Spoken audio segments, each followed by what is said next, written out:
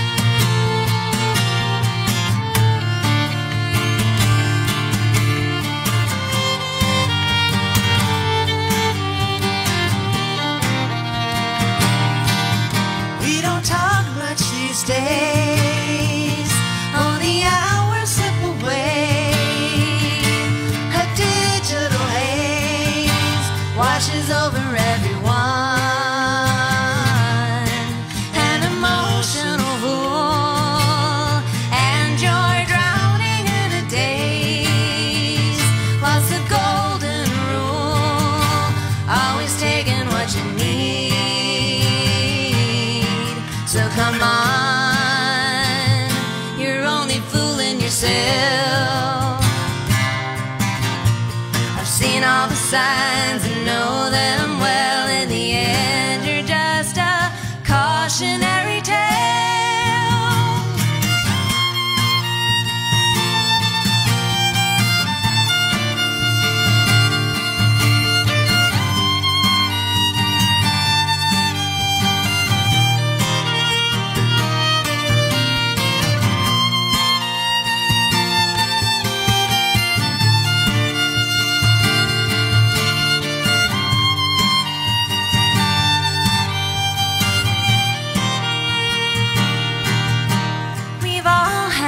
Dreams, though some have come undone, busted out at the seams, been the unfortunate one. All those superficial things, distracting everyone, and try as you may, they won't wash the sad bits away.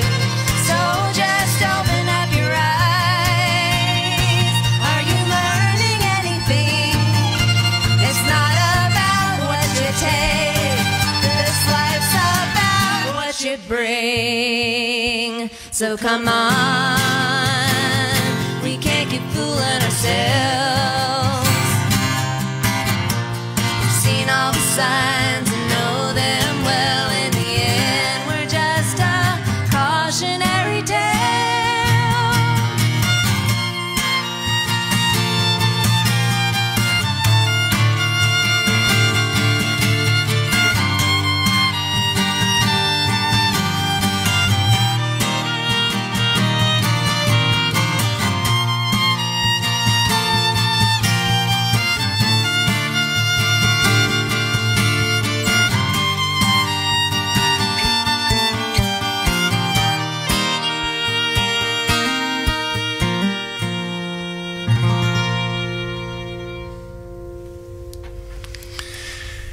It's Cautionary Tale from the new album Good Luck Charm. The Mastersons are here with us, and it's a real welcome to Eleanor and Chris, and how lovely to see you again.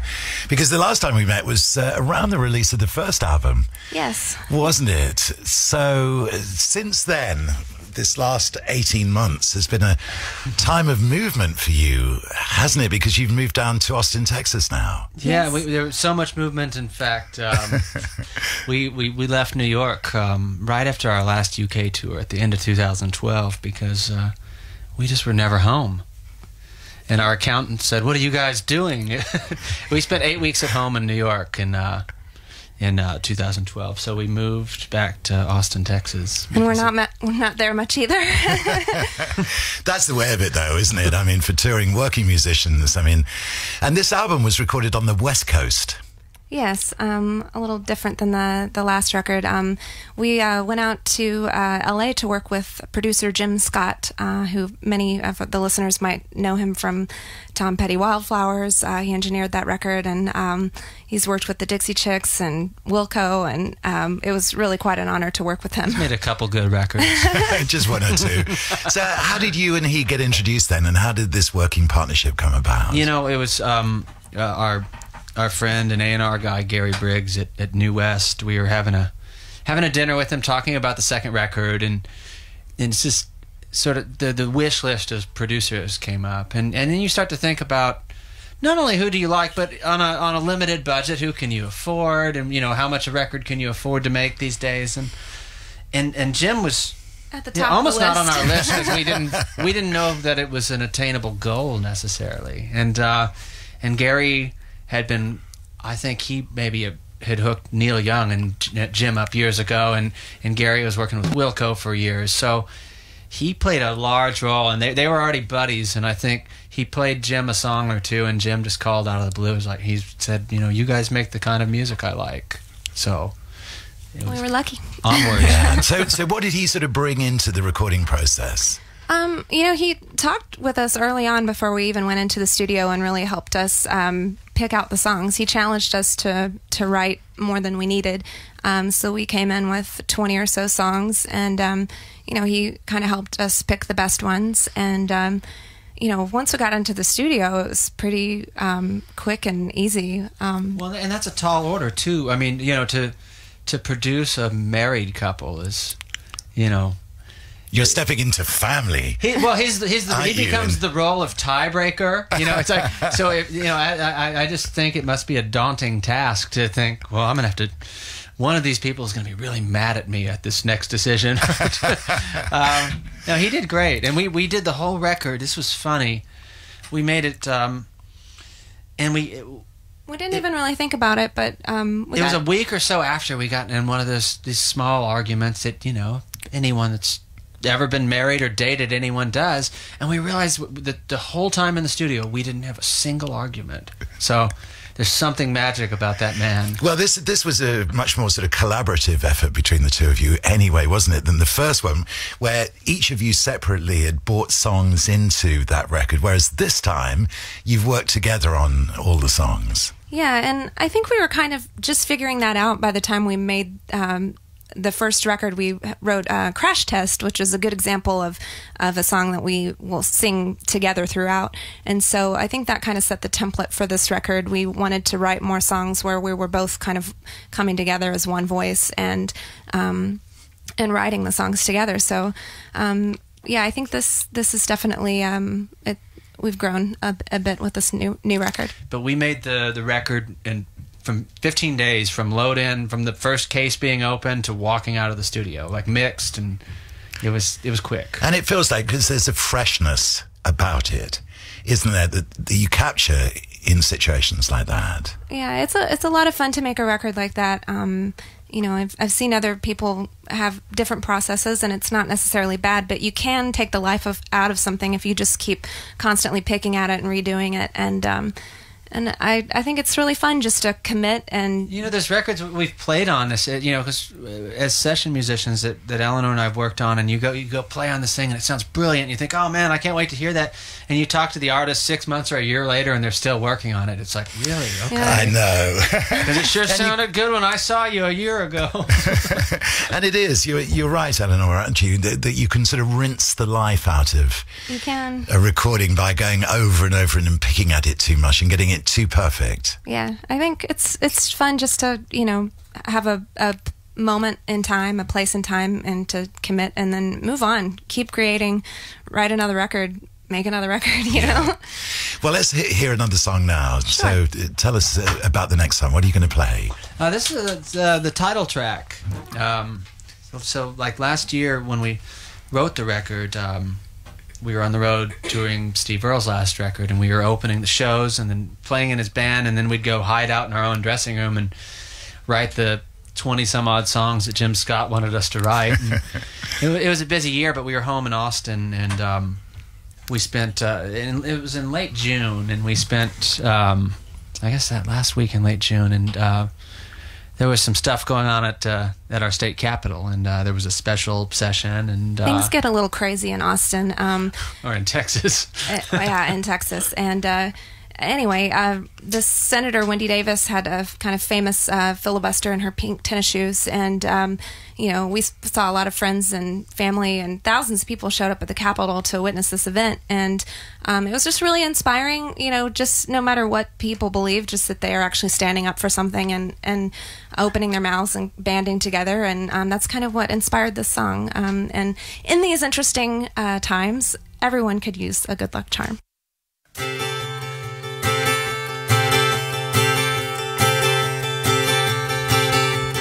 Don't it make you sad? Rhetoric and politicians make me mad, and I can't take it any longer. I can't close my eyes, doesn't stop the tears from falling. Truth be told, it's a long road, and I don't know where to go. You can come with me, hold my hand. I can sure use a good luck charm.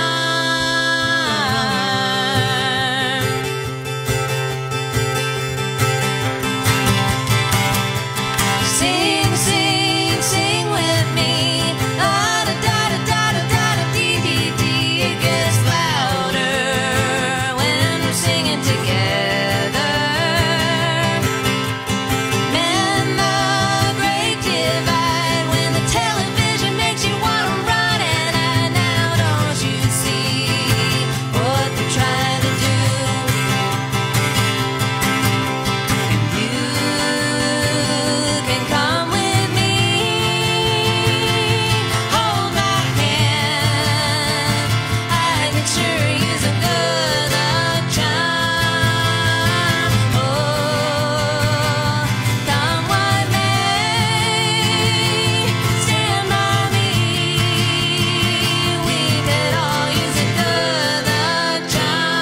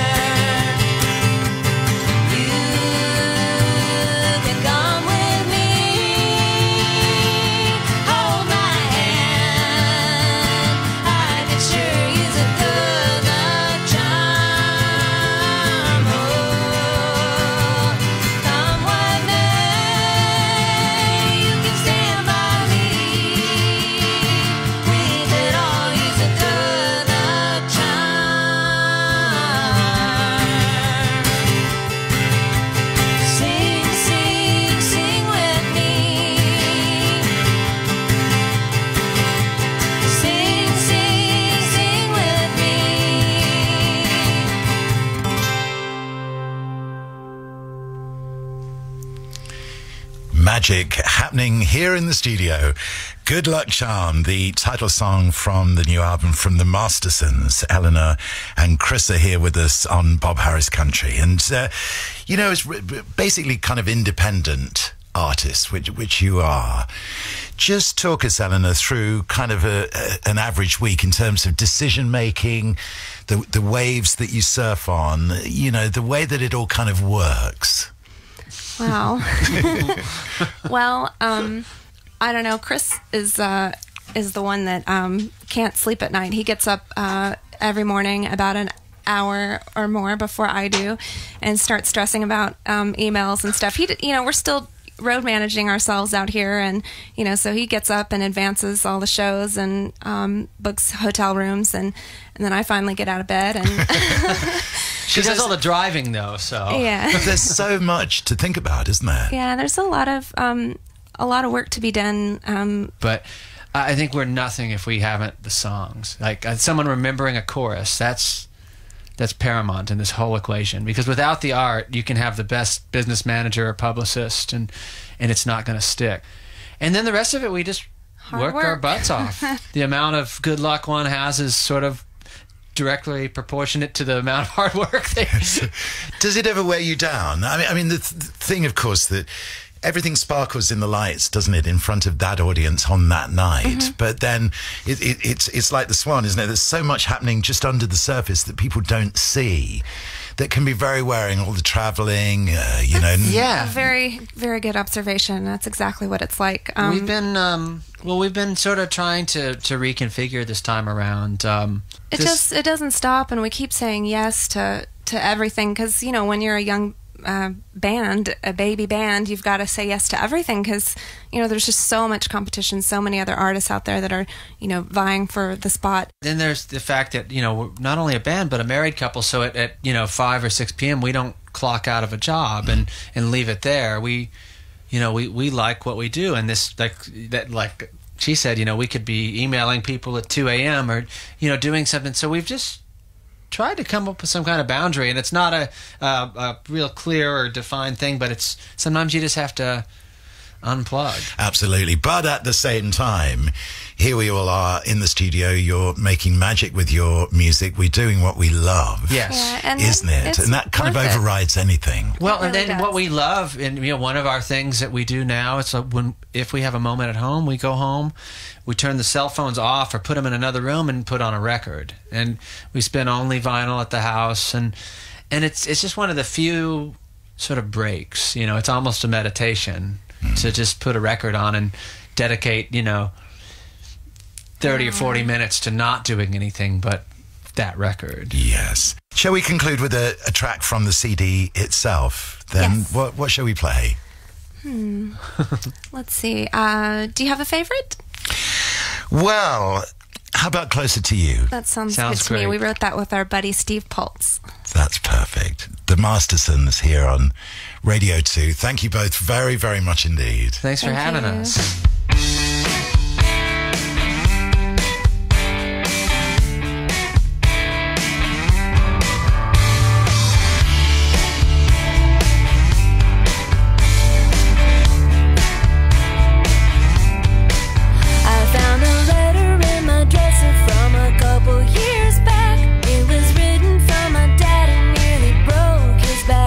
He spent his life working a job he hated.